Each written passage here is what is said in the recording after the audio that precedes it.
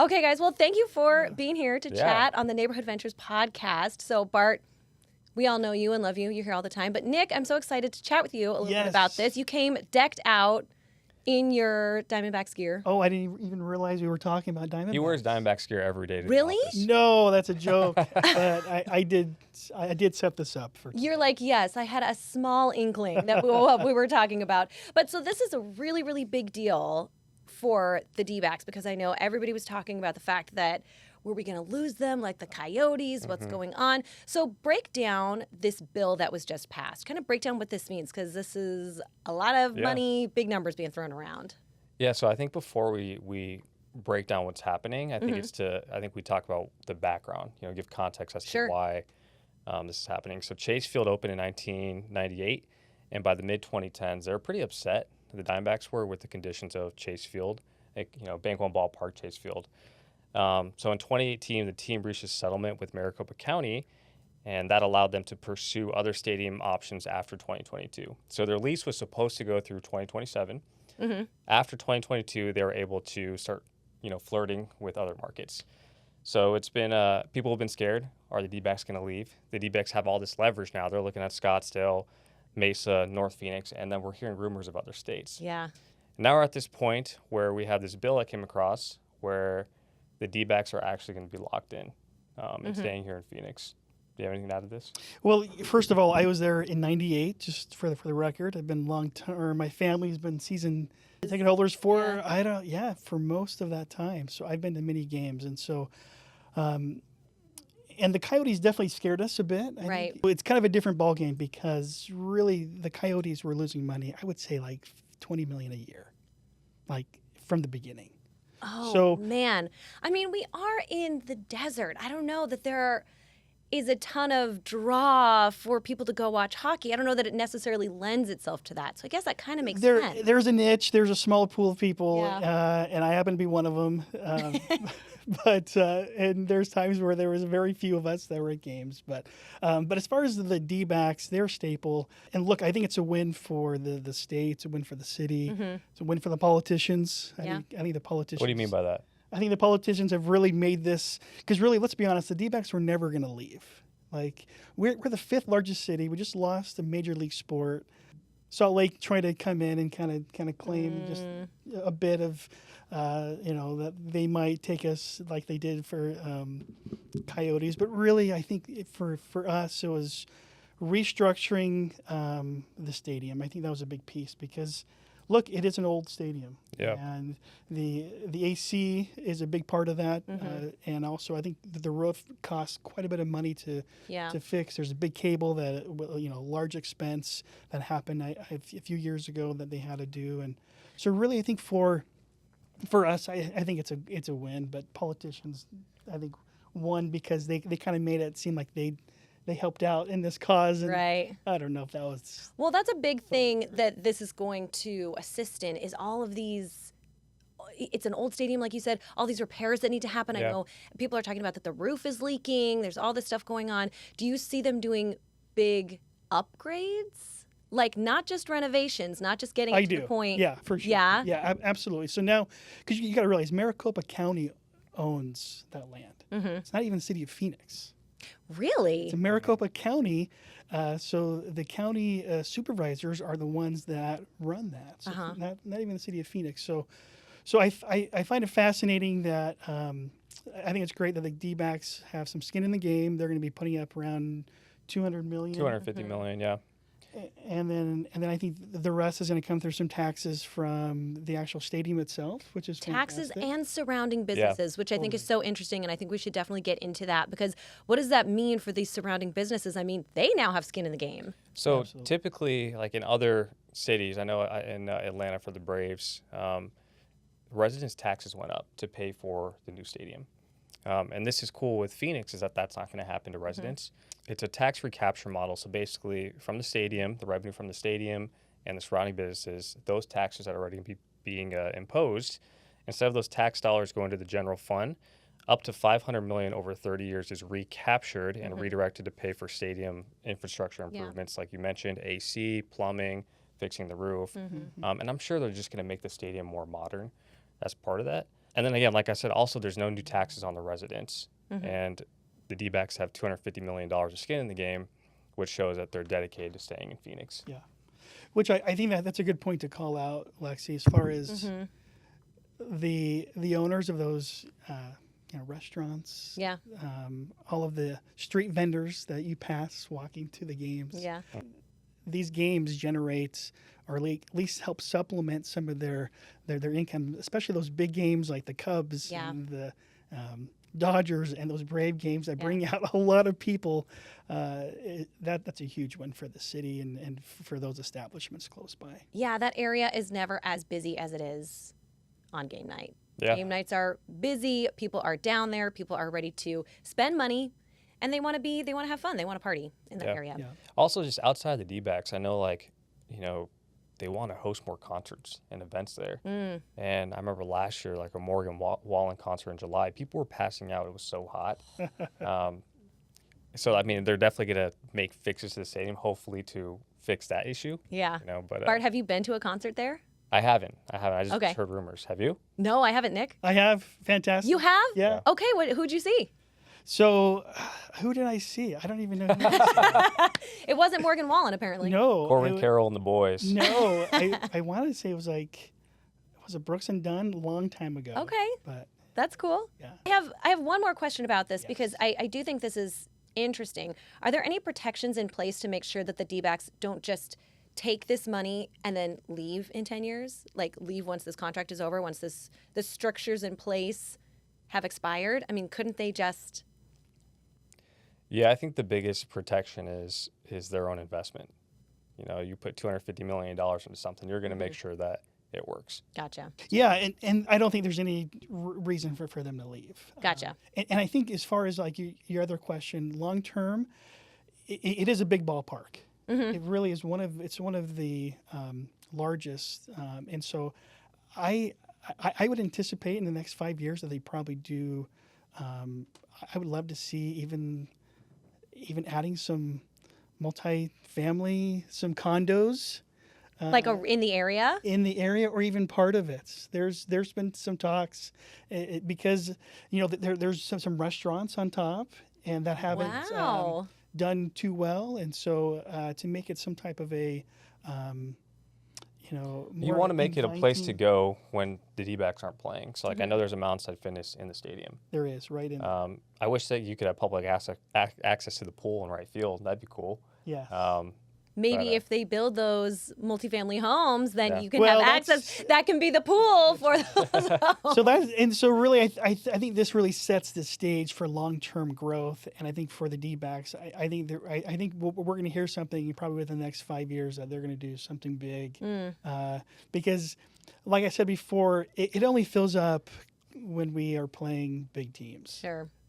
We are kind of a transplant fan base. And there's, like I said, when I go to a Dodger game at Chase Field, I'm Shocked by so much blue. I see Dodger blue. Yeah. And so much blue, so much white when the White Sox are playing, red when, I mean, we are a transplant city. And so I also think that's why it's really special that they're staying, because for people who are native Arizonans, not just Phoenicians, but native Arizonans, this is something that y'all grew up with. And this is really special. So I'm glad that ultimately this is the decision. Yeah. Well, let's move on to this next home list that we have here. So first of all, Bart, do you want to kind of break down what's going on here in the Valley?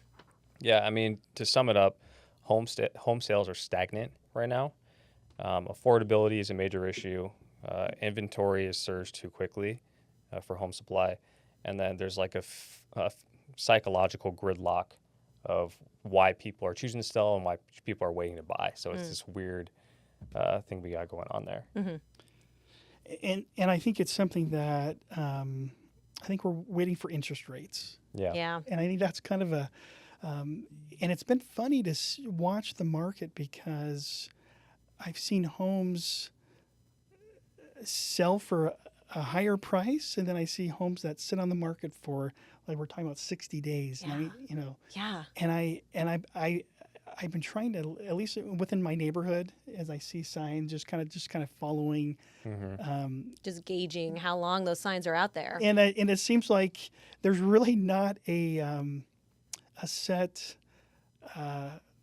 model that I can find, that because big homes are selling and small homes are not, and then sure enough, next week I'll find that this home sold within 3 days, and I'm like, what's changed, right? And so it's kind of been a different market. My wife is a realtor as well, and she says there's kind of less cash buyers right now for some reason, which I find odd. Just because interest rates that are so doesn't high, have that doesn't have much of an impact, and so I think it's and then also one thing that's interesting is we're talking about 47% stay on the market longer than 60 days. Now, when your home goes into contract and then out of contract, that almost that like start it again, or does it starts again, but also kind of puts a red flag on your house that says something's wrong. Something's wrong, yeah. Why did it go under contract? So we're talking about 50% of the time, 47% of the time, homes are staying on the market longer than 60 days. But that doesn't include those that go into contract and then out of contract, and how long those stay on the market for. And I've noticed that those are the ones that are typically having drastic changes in pricing because there's been a red flag that's been placed that, hey, why did this go out of contract? Right. So I've been seeing those homes, and mainly larger homes, higher priced homes, and they're having to cut their home price. Let's talk about, this is what it is. This is the fact that we have a lot of stale homes just kind of sitting around 60, 90 days on the market. Is this a good thing for buyers? Does this give them more leverage when they're buying? I mean, yeah, no, it for sure does. Okay. Going back to the econ example we talked about on the last podcast, if you have 50 houses for sale and you only have 3 buyers, the houses have to compete. So we expect prices to come down. The problem is the people that are selling right now, many of them bought houses with rates sub 5%. So they're like very reluctant to sell the houses. They want to hold on to these rates forever. In addition to that, it's the value they bought their home for in 2020, 2021 is so high because at that time, everyone was selling, everyone was buying. So it was, prices were through the roof, rates were low, everything was good. Yeah, I want to talk about that psychological gridlock where it's sellers who bought and refinanced at 3% mortgage rates are reluctant to trade up and get better homes with 7% rates. And then buyers, meanwhile, are afraid of overpaying for a home, so they're just waiting. So I think, the ball's in the buyer's court, though. Yeah. Because the sellers are trying to get out of their house and trade up. They don't want to have their house on the market too long. To Nick's point, it ends up looking bad. So the buyers are just playing the waiting game. Yeah. Well, let me just say, I am actually in this situation. Yeah. Currently, my family and I, we bought in 2021 at a 2.75, and we want a bigger home. We need a bigger home. Yeah. But we are not moving because everything that we're looking at, I think is still overpriced. I still think that prices are a little inflated, and then you have these much higher interest rates. So I'm literally in this position right now where we're also concerned about, if we put our home up, is it going to become one of those situations where it sits on the market for 60 days, 90 days, and we're just sitting around waiting? So psychologically, you just talked about this a little bit, this gridlock. Do we think this is going to let up anytime soon? Just for my own peace of mind? Yeah, we need Jerome Powell to drop interest rates. If the Fed rates come down, then I think people like you would be more willing to pay for the house at its value it's at today. But at the same token, that also is going to cause some type of bidding wars. There's going to because now you have people that are waiting, have been renting, saving their money, their down payment for their house. And everybody's going to jump at the same time. So once you have interest rates drop, and it may not be the first drop because there might be a phase of folks that might, hey, look, are they going to go lower? But you're definitely going to, look, if you see a house that you like and you want, I would buy it. By all means. Like right now, I think right now would be the good time because you might be the only person putting in that offer compared to when interest rates drop. There might be 10 of you putting in the same offer. And look, you can also refinance if you need to down the road. So Sure. maybe a little higher payment, but you got the house, you got the big house, you got everything on your list, and be able to think long term as far as you can refinance. And look, we're not the only state that's doing this. I think the national average is like 44%. So we're higher than the national average. However, I think Miami was like 61%, and I think the lowest was Anaheim at like 25%. What contributes to that? Is it the fact that when we had that boom in like 2020, 2021, people were just building a ton? Like, what contributes to us at Miami being higher than other places? Yeah, that's a good question. I think for California-wise, I think people just aren't putting their homes for sale. I don't think they're leaving. Yeah. For whatever reason, Why would you? You can afford to staying live there. put. And so I think those numbers are skewed a little bit because it's all based off of what's on the market. Gotcha. So maybe there might be less on the market to do that. Where we have a pretty good inventory, and we also have there's some good things happening business-wise coming in and out of Phoenix. So people are moving here. The city's growing. Relocating, growing, different things of that nature. I find it fast. Miami's 61%, which I thought was really high. That is really high. And so I'm not quite sure if they're looking to get out of Miami or if those are vacation homes for some reason. Oh, that's a good point. That they're trying to. I think also what it comes down to is just affordability. If you're a buyer, it's wages haven't kept up with inflation. So, and if these home values are still high, I can't afford to go put 20% down on a home like that. People just aren't as liquid as they were 5 years ago. And in addition to that, rates are still higher. And we're hearing rates are going to come down, rates are going to come down. So, of course, you're going to wait to purchase your dream home. If you have the cash, my thought would be, hey, go buy the home you can right now. Maybe get a 7% interest rate. At least you got the home. You're building equity into something. And if rates come down, you can always refinance. But that's only if you are able to pay for it. There's still that issue of affordability that buyers are facing right now. Yeah. Well, let's do one last question, and let's talk about how this kind of atmosphere that we're in right now with homes that are for sale, how does that affect the multifamily rental environment ecosystem? Yeah. The cost to own, we're talking about affordability right now. The cost to own is, depending on where you're at, 50 to 100% higher than it is to rent. Whew. So when you're looking at it, it's like, hey, I'm going to pay $4,000 a month for a mortgage, or I'm going to pay $2,000 a month to rent. I can afford the mortgage, but I can also have $2,000 extra in cash each month that I can invest, I can grow. So it definitely helps the multifamily market because more people are opting into renting. They'd rather rent, have more liquidity, be able to go on vacations, invest, than be locked in and feel tied to a home. House poor. Yeah. Nick? I think there's definitely a school of thought that saving your money, saving it on the rent instead of your mortgage, and being able just to wait and play. And I think there's going to be people that are going to just probably rent for the rest of their lives because the housing market's taken them out of their dream house. And so, which in many cases, you can rent maybe not your dream house, but something close to it at a reasonable price that doesn't take away from, your lifestyle. Yeah, I think the American dream is definitely pivoting from being, I need to get a good job, build my career, buy a home, to where now you see people and it's like, hey, I'm going to bounce around from job to job. What's going to pay me more? What's going to value my worth?